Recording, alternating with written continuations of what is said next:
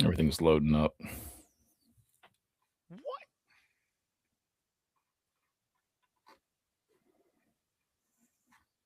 There we go. All right. Everything's good. Here we go. Give you a 5 second countdown in five, four, three, two, and one.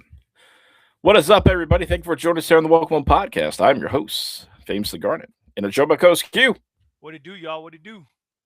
And in today's episode, we are going over everything Gamecocks as the Gamecock baseball team swept the Missouri Tigers, by the way. Swept the Missouri Tigers very convincingly, the way they did it, by the way. Very convincingly. And shout out to Am Phillips. 10 strikeouts, 10 strikeouts in 8 innings. I only had one ball. Not a bad game by him by any means, man. Just a fantastic game by him. And overall, just in the weekend, a great weekend of pitching. Hitting was, absent at times, but still it came through enough to win you the series and get the sweep, which is huge. Gamecock football recruiting things have been happening.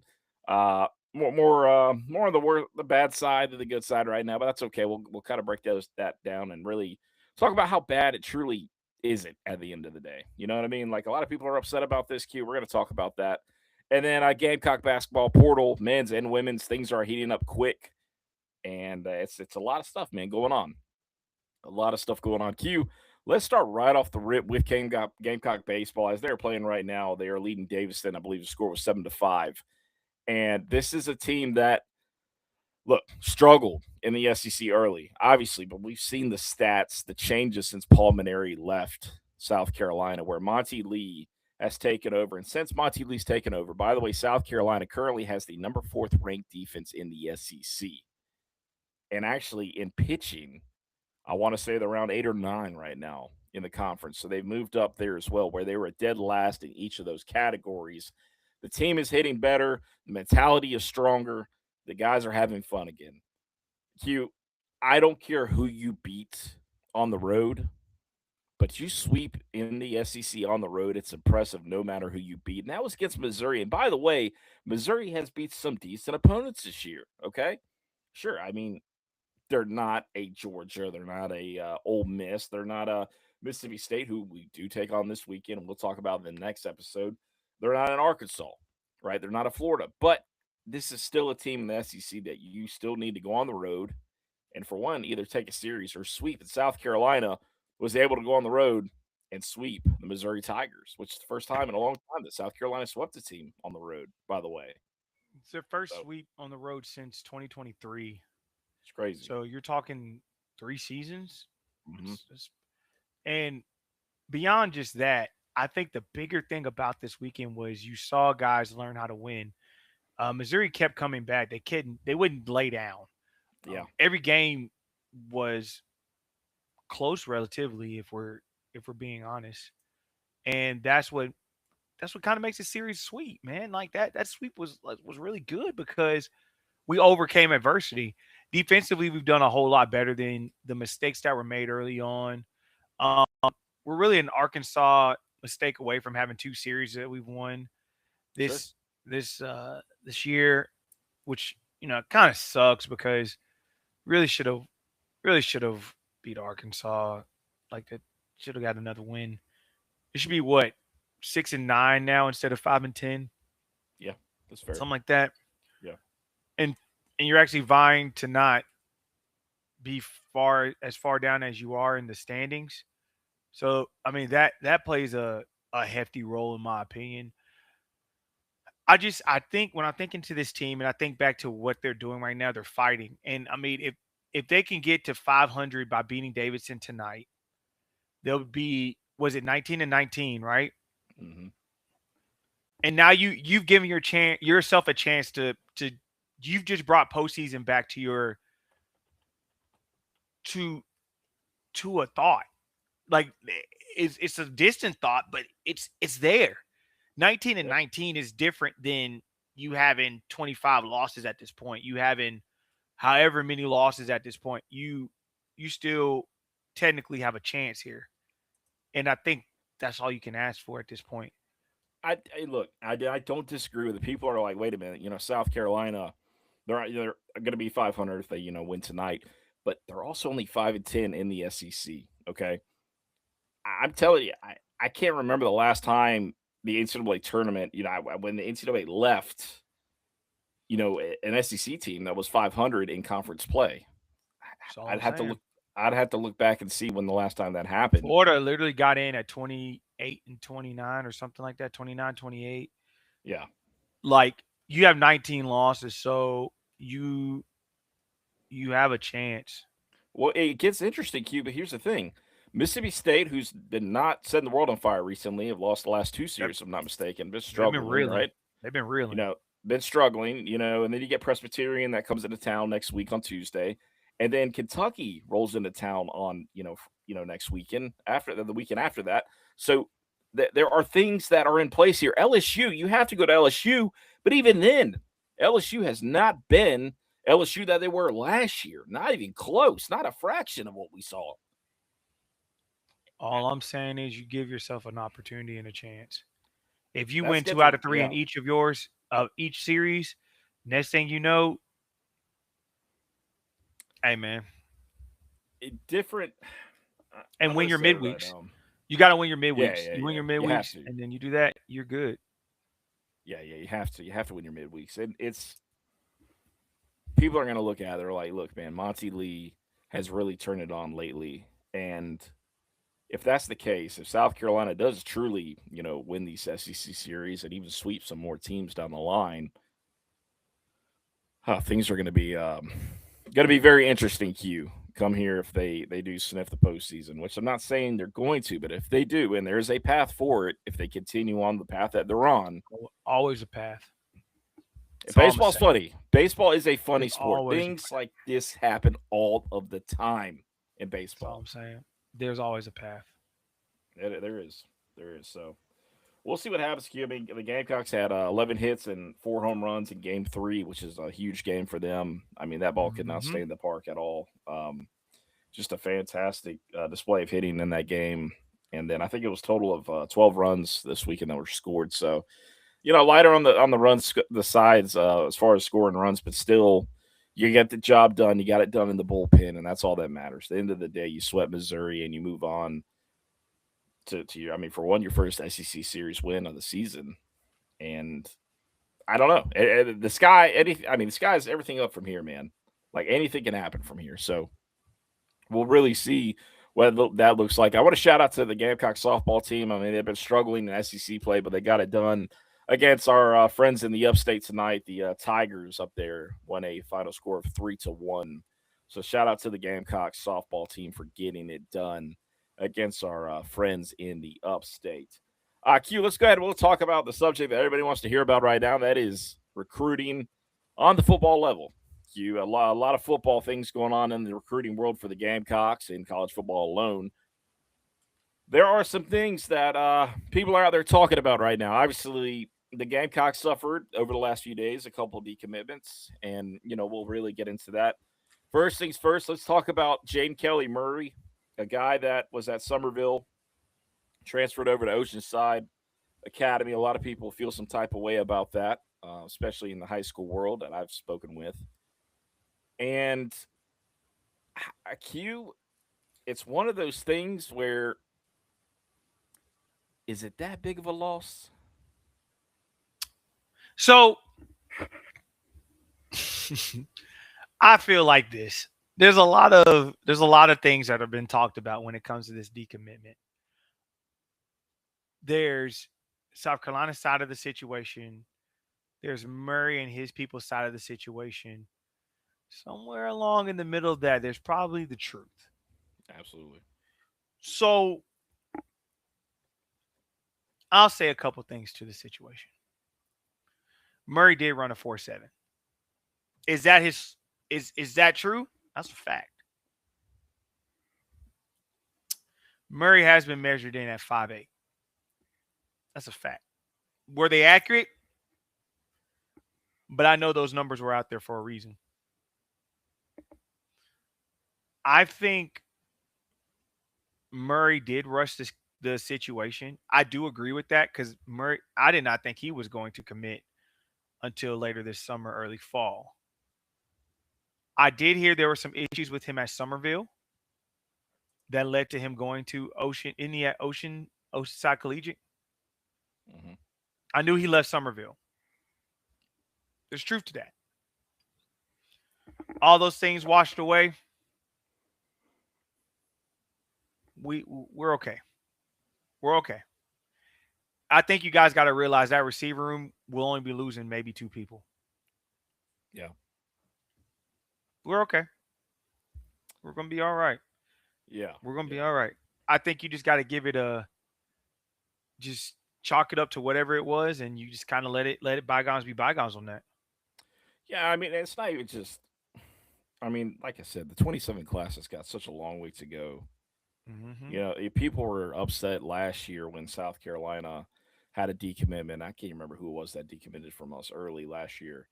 And people are upset about that. And South Carolina ended up having the highest blue chip ratio in Gamecock football history since they started this Mm-hmm. whole recruiting ranking, right? Not saying that this is the same thing. I'm not saying that at all. However, we say it all the time on the Welcome On podcast. Recruiting is not a race, it's a marathon. Always. Always, guys, always. And I can't harp on that enough. Like, when are we going to stop getting upset about guys decommitting or thinking about, or, in these different processes? These are kids, man.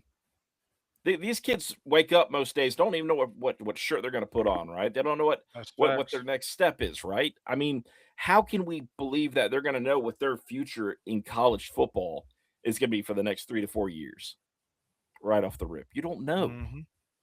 That's true. And another thing, so we're going to get into obviously Amari Fountain right here, right? I like Fountain. I like his game. I'm not going to lie to you, right? However, this is Torian Gray. This is Torian Gray. Do I need to say that again? No way in any kind of world would I, as a football player, take a resume that Florida's guy has, which is nothing near Torian Gray's resume. Not even close. Not even close. Compare the two. Look at it, be like, you know what? I'm going to go to Florida and develop under this guy, compared to Torian Gray, who's about to have 2 guys go to the NFL this year. They're going to hear their names called this year. All developed guys, by the way. All of them. Brandon Cisse was only here for a year, and he talked about the development that he received at South Carolina. Jalen Kilgore continues to harp on development that he got at South Carolina. Last year, Nicky Minwari, he'll tell you all day, every day, about the development he received at South Carolina. Florida is the fancy car right now. Okay, Florida's the Nah. new nice fancy I, car. Listen, I listen, hear me on this. Hear me on this. Florida's the new fancy car right now. Okay, new coaching staff, shiny as hell. Until they start having what the issues, electronic problems. Right? We see it in football all of the time. People, these schools recruiting such at a high level. Not saying that someone's not going to be, a good coach. I'm not someone, excuse me, the coach over there. But I'm not saying they can't be. But it's just they're the fresh unit right now. They're the fresh product. People are excited about them. I don't think it was that as more was he saw that secondary and saw that he was going to get playing time way quicker than he would at South Carolina. No, it's that That too. played That plays a part. that made Yeah, it that played a major role in this. absolutely. They have struggled. Their secondary, I would argue, is that secondary like when we had Steven Montag in it. Their secondary is that bad. Like it's that bad. He sees 110% early playing time. It had nothing to Yeah, do with NIL, yeah, nothing to do with that. yep. Now, was did he use Florida to try to be a bargaining chip in the situation? Absolutely. But Shane and them aren't doing that right now. That's got nothing to do with Price T in China. You can do whatever you want to do. They're not going back and forth with you. They're not going to do that. Kelly asked for the same thing. Kelly's getting some of the worst advice I've ever seen. He's getting some borderline real bad advice. Yeah. No, and look, the thing about Florida, I mean, and not to say, yeah, I 100% agree that playing time was a huge factor in this, because we all know what Humongous. Shane Beamer does and what he won't do.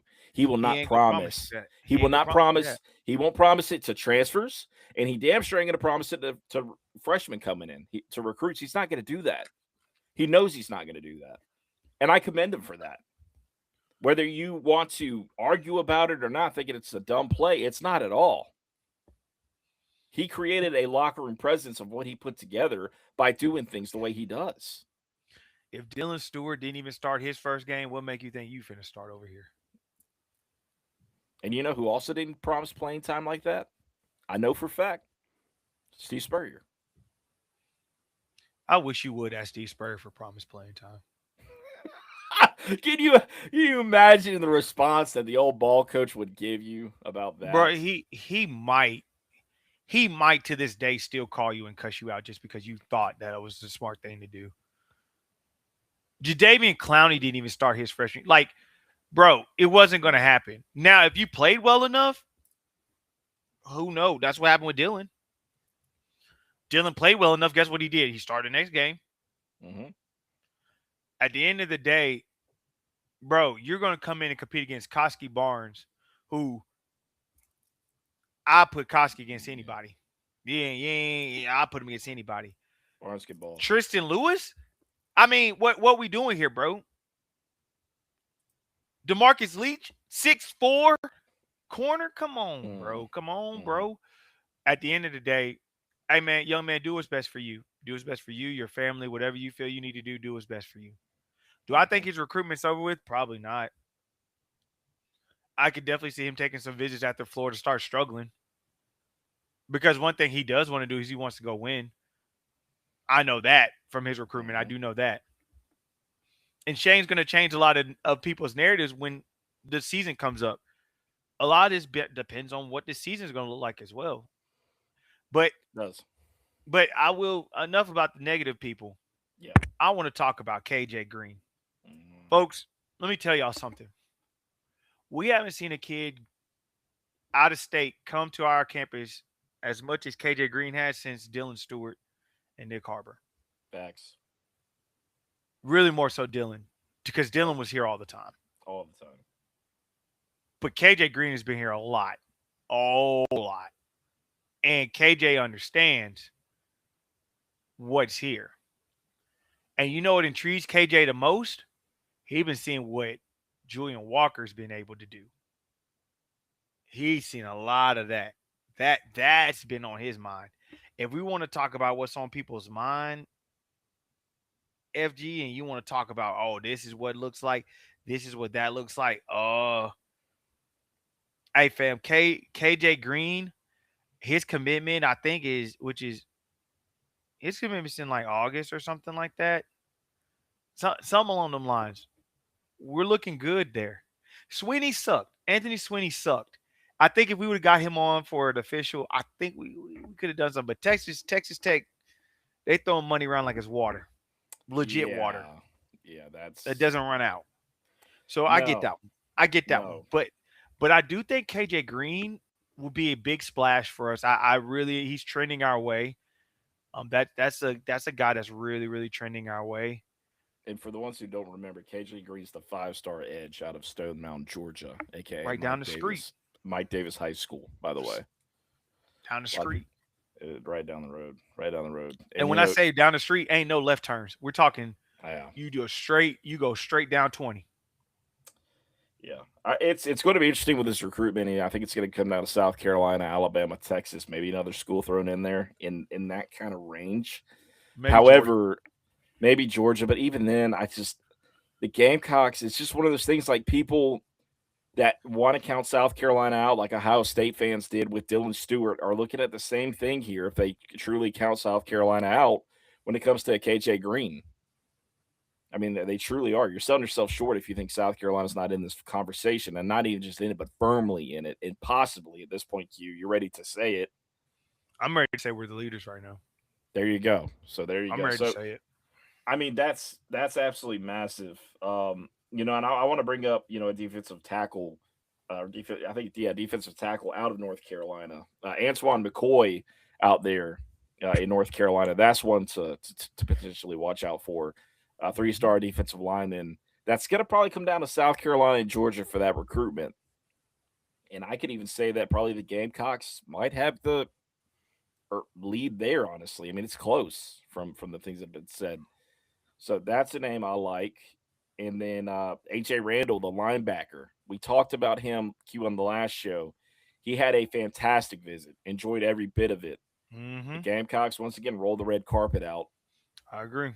put on a show, and I feel good about that, man. I feel really good about that. That's a fair one to feel good about. That's a fair one to feel good. I mean, there's a lot that's out there. There's a lot of logs on the fire, guys. You just kind of got to let this thing play out. But one position there's if there's one position I'm not worried about is defensive back. I'm sorry, but you're gonna have to show me why I need to worry about that, man. Yeah, no, Because and Fountain was not a highly recruited person. Fountain took advantage. He's the type of person which I mean, I'm not mad at because that's just how life is right now. But he was not recruited highly. There's a reason he committed to Carolina because we were his best offer. Other schools turned it up when I'm gonna be real. When them on three rankings came out, that's when yeah, everything turned up. yeah, yeah. South Carolina need to put this kid on the spot ultimately, and Q. We've seen this before. We've seen this before where South Carolina puts a kid on the spot Hmm. and gets him in the spotlight, and then next thing you know, this kid They, is going elsewhere. which, I mean, like I said, if you want to do that, you were not really wanting to be here like that, which is cool. Hey yeah, man, do your thug thizzle, man. I ain't mad at you. yeah, yeah. No, 100%. Aiden Gibson, Q. We were talking about him. He was in town, the running back. I mean, the visit went really well. But Q, we kind of sit down, we talk about, and we look at the depth chart, right, of South Carolina in the Hmm. running back room, and it brings some Hmm. things to look at there. We potentially thought we could take two in this class. Might not can. And I don't Trey's the know. top back.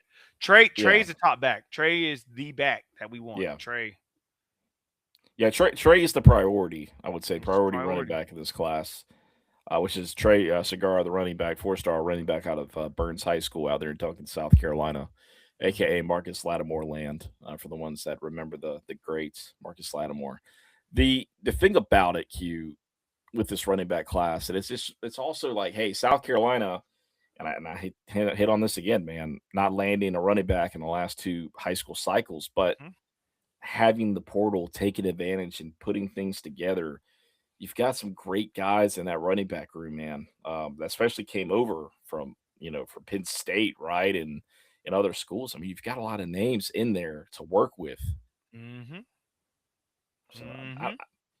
we'll see. We'll see what that looks like. But South Carolina is in a good spot for Aiden Gibson. I'll say that. So we'll definitely say I'm, that. I'm intrigued to see how that plays out. Yeah, likewise. Yeah, likewise. Q, anything else on the Gamecock football recruiting front that you can think of? Not at this very moment. I mean, you guys are just gonna have to wait because I mean, next month, this when things gonna turn up when we have the official visits. Yeah, Couple weeks, we're having a couple weeks, man. Couple weeks, we're gonna have official visits, and then when you're looking at official visits, things kind of get a little different there. So let's wait and see what that's gonna do. yeah, yeah. You've got your great officials firing up here soon. Q, I did want to talk about the spring awards that were given out, and so I want to go over the list here. The spring awards Hmm. that were given out to all the players.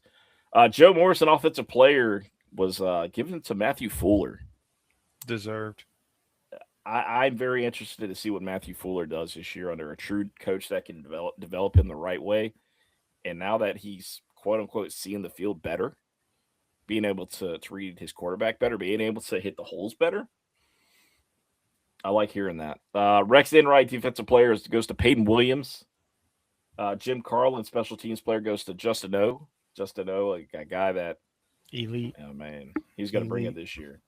The President's Outstanding Student Athlete Award goes to David Busey.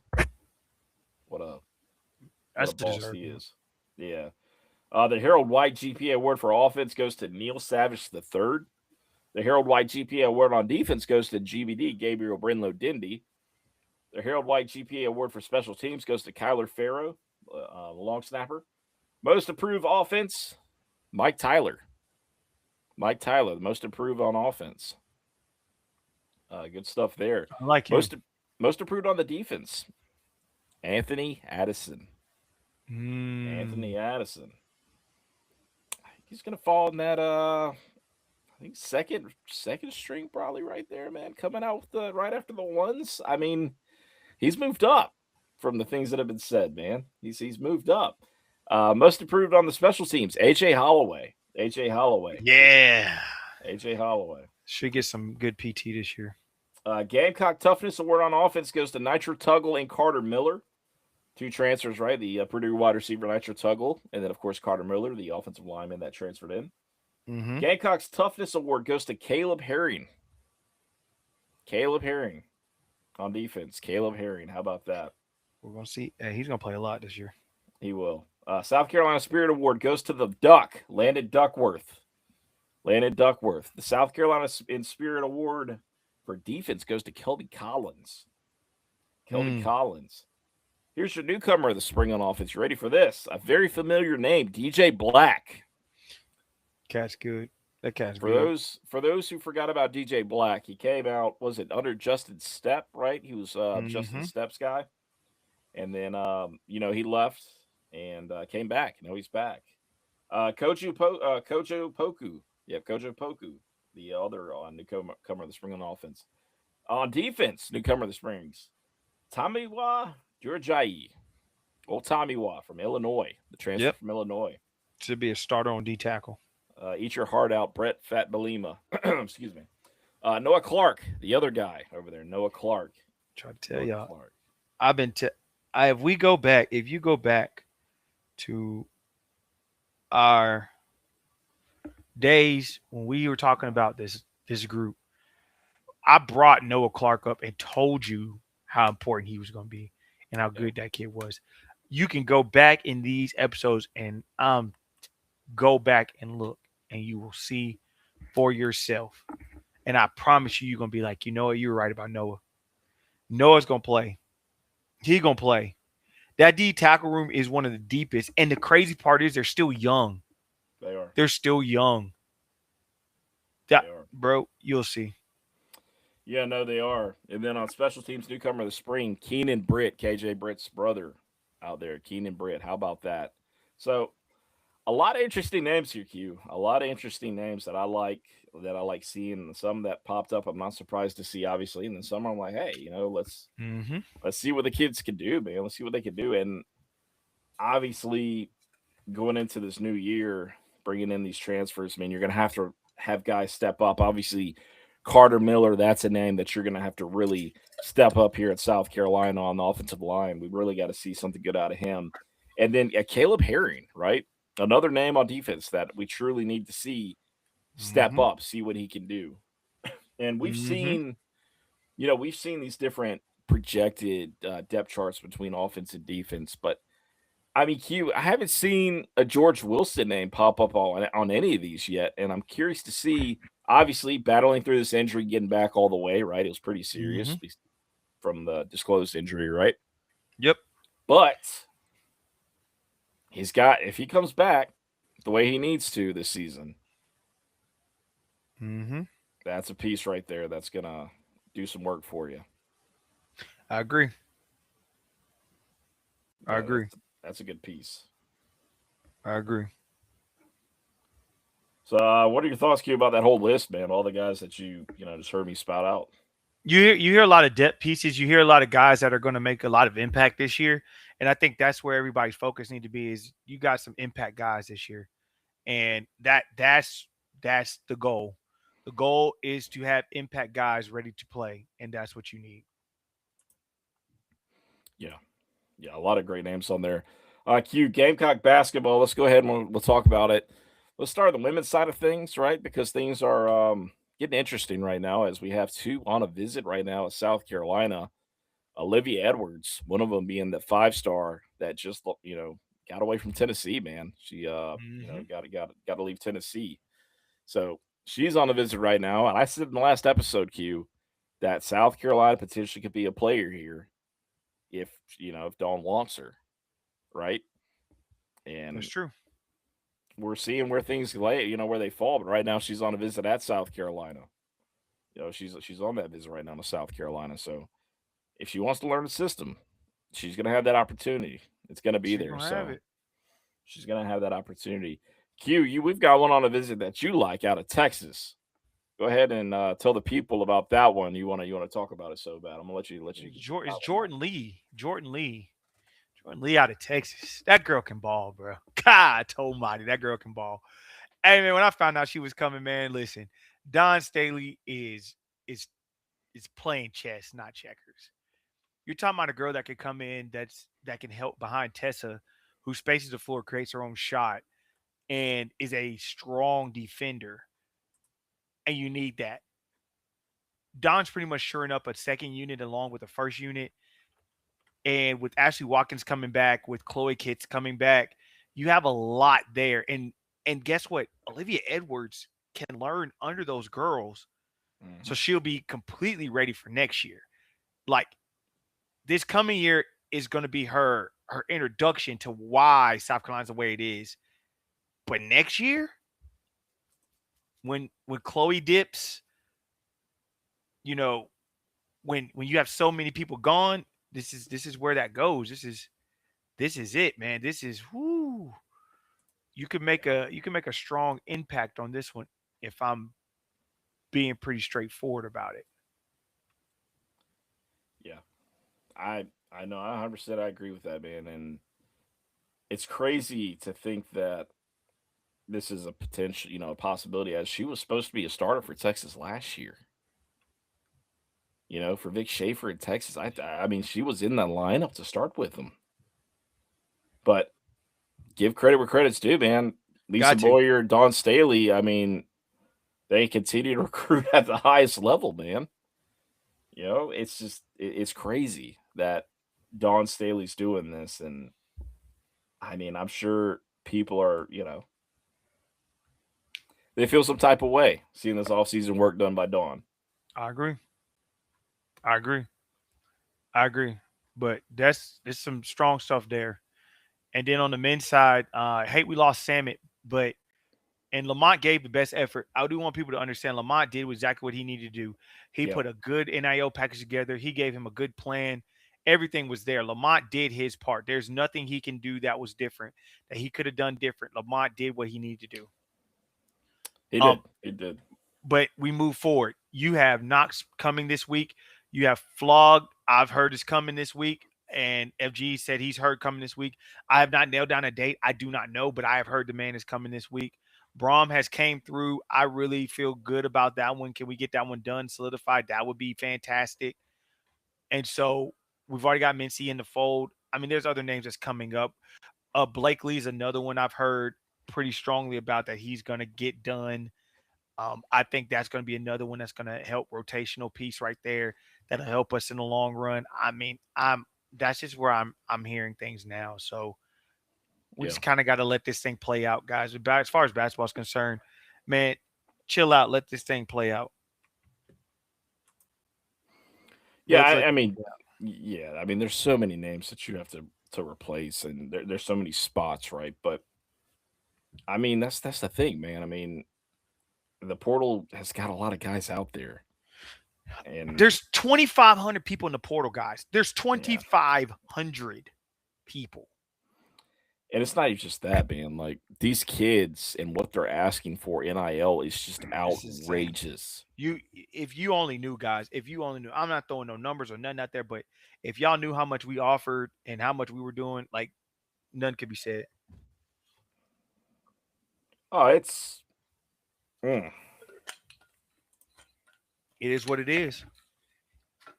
It's brutal. I mean, many coaches have spoken the offseason about how outlandish these numbers are right now for these kids that these kids are posting that they're looking for. I'm talking about career-worthy numbers that we see, in rookie contracts and things of that nature. I mean, the money that is being asked by these kids right now are asinine. They make no sense at all. None. And it's going to come to there's going to be a breaking point, Q. These kids cannot continue to ask for all of this money with no ROI at all. And Because only producing for 1 year, that's insanity. that's what It's I not mean. It's it's just not it's not it's not going to possible to work. contain, It's bro. it's not going to work, Q.